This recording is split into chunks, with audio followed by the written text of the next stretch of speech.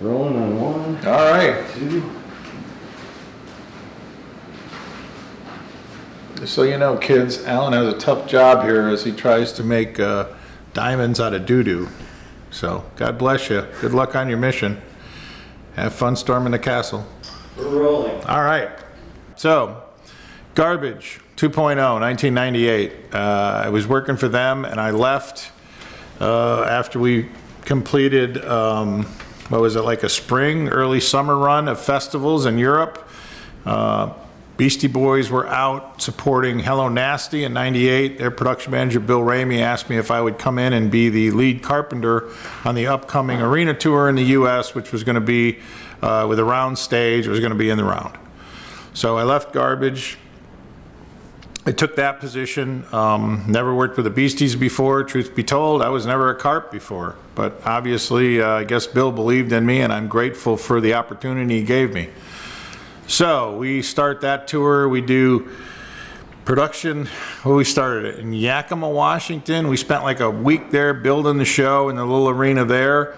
And then we moved into Seattle, into the old Key Arena, which I think is gone now, or they redid it for the hockey team that they put in.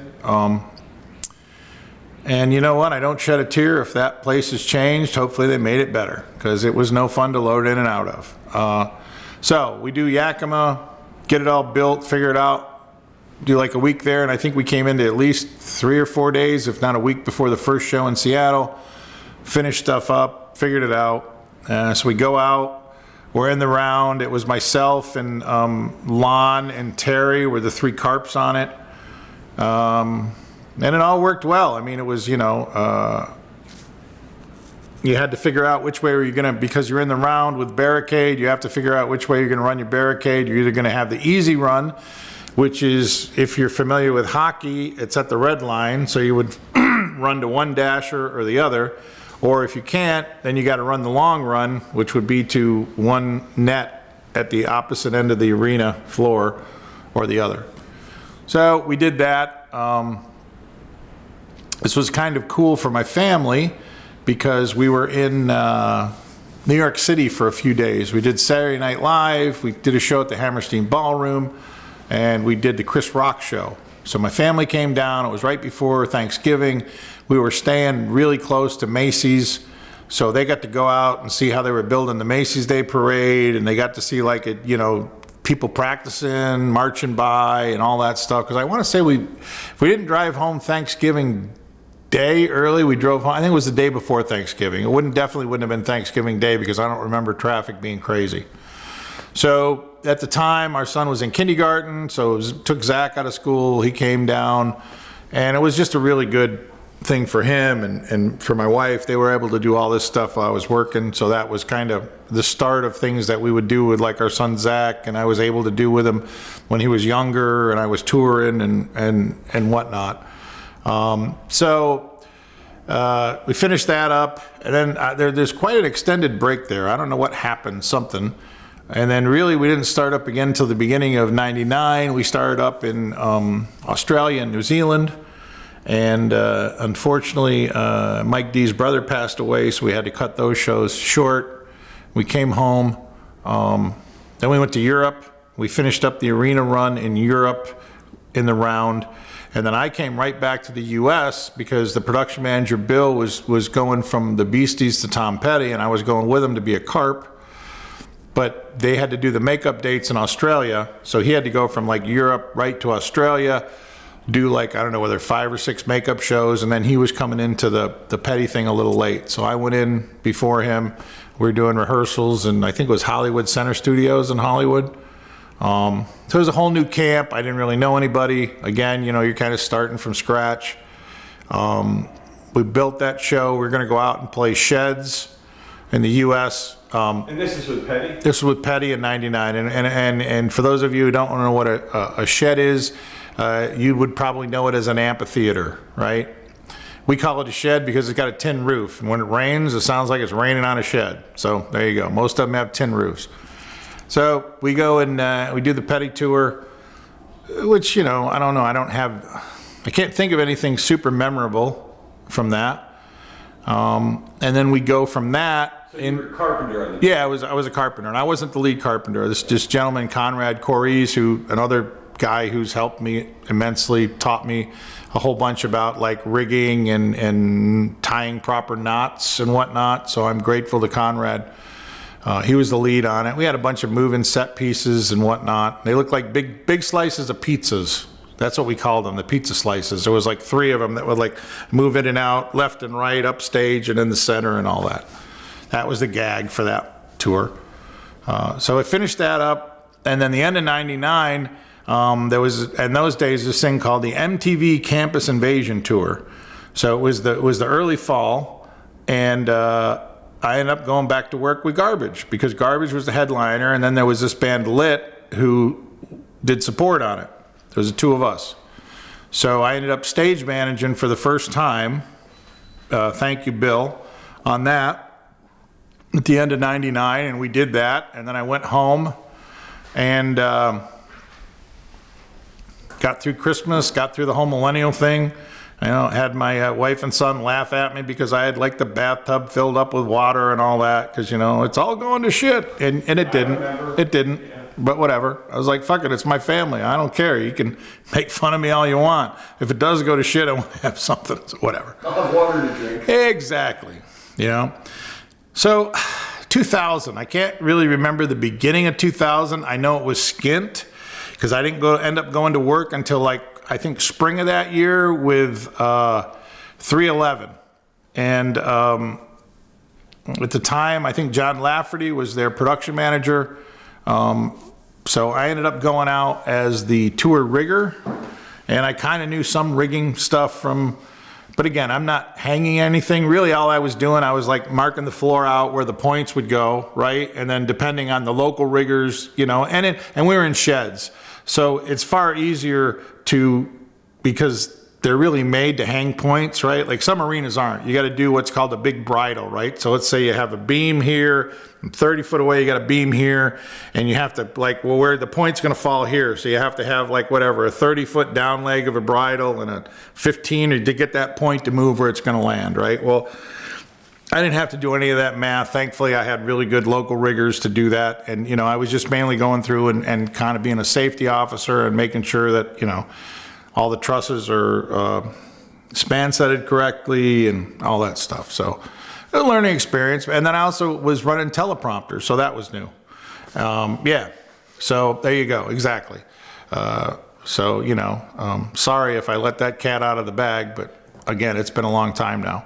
Now, who was 311? 311, I really didn't know of them until I got the call, but they had a hit, I think it was called Down in like 95 or whatever. That was it'd be their biggest song, but I'll tell you what, they have a huge fan base because we were selling out everywhere. We had a band called Incubus supporting us, who kind of at that time were starting to blow up a little bit. I think they'd done Ozfest before that, the year before or whatever, but they were blowing up. So it was a really good double bill. The 2 bands I thought were very compatible together musically, and so, but yeah, we were selling it out, man. Definitely. I think it was 311's 10-year anniversary of being a band or recording or whatever. So they were like, one night they'd play all of one album, and another night they'd play all of another album. I think if I'm getting it right, I could be fucking it up though, because whatever. Like I said, it's been a long time ago, and I'm just getting old and I don't remember. So, I did that, and again, nice people, got along and whatnot. So I kind of was like, okay, well, I've kind of got something else in my back pocket, another skill and whatnot.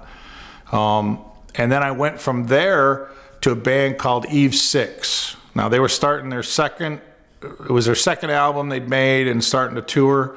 And I went from that to going back to tuning guitars. And I was working with my old buddy Scully, God bless him, rest his soul. And upstate New York boy Tom Abraham was mixing front of house.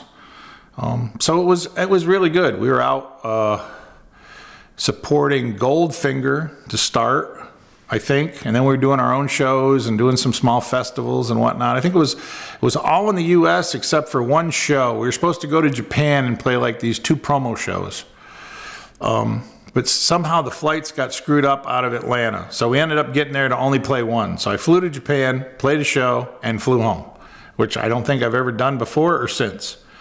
I don't think we went to Europe with it. Like I said, it was mainly in the U.S. And at the end of it, we were doing what I call radio shows in December. Like radio stations back then would have like, such and such and such call sign, radio, Christmas jingle ball or whatever. Jingle ball was a New York thing, but whatever. You get the picture. So we were doing those and, again, nothing really bad happened or whatever. I don't have a lot of anecdotes to tell. So what's that? That gets us through 2000. Beginning of 2001, Bill Ramey again calls me up. Hey, I'm going out with 98 Degrees. Come out, be the lead carp on it, right? So get out there to, I forget where we started, but the way it was, the premise was it was going to be like a post-apocalyptic set, whatever. So like as you looked at it, from the fans' point of view, looking onto the stage, there was like a tower over here, upstage right, and a tower like upstage left, and then there was like what was supposed to look like a freeway came around, and there was stuff underneath. And I mean, it wasn't that convoluted, but like the way it was put together, the company that they contracted to like build it and whatnot, the way they wanted to do it just didn't work. Like they wanted to basically, with chains, hang everything out of a grid that you're going to then fly out, and it just took so long to build it. So we had to go basically, and when this comes in and we see it and we go, we can't freaking build this in a day. It's not going to work. Then we had to like make it up ourselves, right? So it's like, okay, we're going to do this, we're going to make this. So there was a whole bunch of like, before the first show and all that, there was a lot of work, and then it kind of translated into the next show, and we got to get truss painted, and we're going to change this, and we're going to cut this tower in half, and we're going to build part of it on the floor on wheels. We'll build part of it here, and we'll motor it up with a chain, right? An erection motor is what it's called. And then we'll bring the other piece up with a fork, put it on stage, put it underneath. Now we'll put it together that way, because it was just like, we're looking at like 20 feet pieces of truss you're trying to put on the truck, and they're like curved. It's just like, this is not practical. It's not going to work.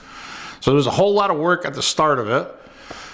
And then, got into it. It worked. Really nice guys. All those guys at 98 Degrees, just really nice people, I especially remember Drew, just super nice guy. Like I remember it was production rehearsals or wherever we were close to where he lived. So he had like his car, and I was like, I had like to go to Home Depot or whatever. He was, get in my car, I'll give you a ride. So, I got one of the pop stars give me a ride to Home Depot and back to, so that always goes a long way with me, right? So whatever, we did 98 Degrees, and then I left them because I got a call to go back and do Aerosmith again, because Aerosmith was doing what we call a B stage. They were doing a shed tour, and they had a stage that they were putting out on the lawn in sheds, right? So if you've been to an amphitheater, there's the stage, the performance stage, and then there's seats, right? And then you have the lawn. That's the cheaper seats, if you will. So what we were doing is where the seats ended and the lawn started, we'd put a little postage stamp size stage there, right? The B stage. It was 14 by 14. It had its own PA, had its own monitor board, had its own lights. It was like a completely separate entity from the main performance area. But logistically, it proved difficult because, you're trying to get gear out there. So basically, I came in and I ran that, and then I set up the back line up there, with the exception of the drum kit, because the drum tech, Timmy Doyle, God bless him, he just insisted on setting it up. And you know what? That's okay. It was one less thing I had to do. I'm grateful. But yeah, I kind of stage managed it. I had another gentleman that came out and helped me, Lee. And between the two of us, we got that done and whatnot. And we did, I think, 14 weeks. We did 7 weeks, 2 weeks off, another 7 weeks. And we didn't have a roof for it or anything. And there was only 2 gigs we didn't play out there, and it wasn't because we weren't ready. It's because the decision made that the band wasn't going to go out to play them.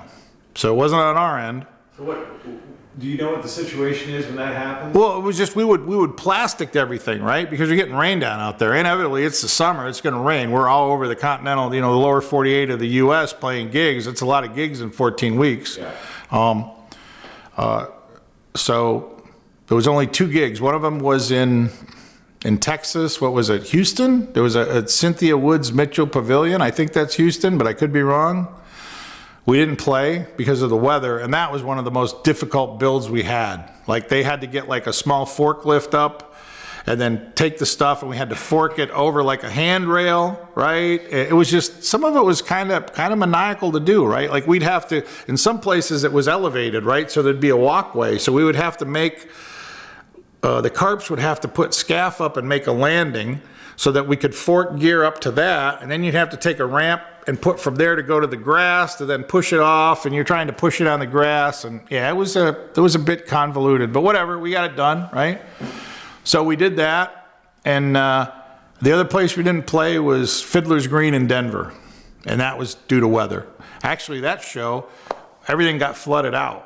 Like one of those storms, I guess in Denver, they come over the Rockies, and then sometimes they like spool back around, and it just dumped. And I mean, I remember it flooded the seats down by the stage. They had to pull all the cables up, and I remember it almost went over the stage, right? But this had happened because they had these massive pumps on hand, so they pump everything out. There was a band called Fuel that was supporting us, so they blew off the support act because we had to start late and everything, and they just blew off the B stage. But we were up and ready. Like I said, there wasn't any case where in all those shows, there was 2 shows we didn't play the B stage, but we were ready for them, right? If they would have went, we're coming up, then come on up. We got you covered. So we did that, moved inside. I became an assistant stage manager. So we had quite a lot of trucks and everything like that. And then an interesting thing happened in Birmingham, Alabama, right? So we were canceling, Steven was sick, so we were canceling shows, right? So the first time it happened, we loaded it all in, we're all set up, we're ready to go. It's like, I don't know, it's before doors, but not too much before. We're not playing. So we tear it all out, put it back in the truck, go to the next gig, right? So the next time it happens, we're not quite that deep into the day, but we're fairly deep. We've got it almost all the way up. So remember, we're in Birmingham, Alabama. This would be, I think, the third day of that. Chris Roberts and I are on the dock, and we're getting ready to start. I want to say it was 7 a.m. And he's like, what do you think? Hold off for a few minutes, right? Maybe they'll call it, right? So whatever. We're just kind of shooting the shit with the stage hands and truck loaders. And finally he's like, I don't know, it was like 7:15. I'm like, okay, let's put it in. We got to put it in. So we start loading in, we get through the rigging trucks, we're into the carp trucks, and I forget what was after carps, lights, okay? So he's on the dock, and I'm out on the floor, and like he's sending it out, and I'm directing it and whatnot. The carps are starting to build a stage because we had a rolling stage, right? Well, in arenas, there's a big scoreboard, right? Well, usually what happens is they have motors, and they suck the scoreboard up into the roof for shows. I mean, now they use it, right? Because they got LED on it and all that, and the bands will tie in for the video, so they'll run their video on the scoreboard and on the ring video in arenas, and because this technology marches on. But back then, 2001, whatever. So they're taking the scoreboard up, right? Well, and again, don't get assed up at me or any legal things here, right? This is just what I heard, okay? So somebody else has told me, and I'm telling you. So there's I guess 2 places they controlled it, right? Well, I guess it was a case of one hand wasn't watching the other, but I guess they had these seriously heavy duty winches on it. They would winch it up, far more than, you would need to do that. Well, whatever, there's no law against that I know of. Well, in the end, somebody wasn't paying attention. So when it maxed out, these winches, because they're so strong, just pulled out of the aluminum framework of the scoreboard. So the scoreboard comes in, there's this huge fucking crash, and it's right where we're building the stage, okay? So everything comes to a screeching halt, right? It's demoed, the stage frames and all this, so right? So, of course, and now there's gonna be an insurance and whatever. So we're not gigging that day, that's a given, right? So later, I was on the carp bus, right? Well, the carps were building a stage, so come to find out, the one carpenter, Gary, so he was the guy that was on stage that was locking the decks together, right? So the way it builds is imagine you've got a set of frames, right? And our decks are 4x8, right? So you start with a deck and the frame and another deck and another deck, and you lock them together, right? And then you do that again. And then what you have is what we call bridge decks. So then there's a set of decks that bridges this set of decks and this set of decks, and you don't support them. They just lock into this set and this set, and they're all locked in, and it's structurally sound, and that's what they do, right? So I don't know if they had one of these done or they were working on the first one, but they were going on the frames and doing it, and Gary's locking the decks together, right? Well, when the scoreboard fell, right, say I'm Gary, and what are we, 12? Yeah. At the most 15 feet away. Well, that's where it landed, all right? So think about what I said earlier. We didn't start loading in when we were gonna. So, right? So you look back and you go, okay, if we just started on time, would Gary have been underneath it? I don't know. But it's just one of those things, thank God he wasn't. But it makes you think like, okay, things happen for a reason, or is it more luck than judgment? Like I like to say, I don't know. But that's something, thank God, that nobody got hurt. It was just gear that got broken, right? And, you know, there you go. But, you know, Chris and I have spoke of it, and I was like, well, whatever. We did it for a reason, but we didn't know it at the time, right? So there was that. Whatever, we finished that. I can't think of, I don't know. Again, it's like I'm probably leaving shit out, but whatever. Don't worry about it. We'll do it at a later date. So.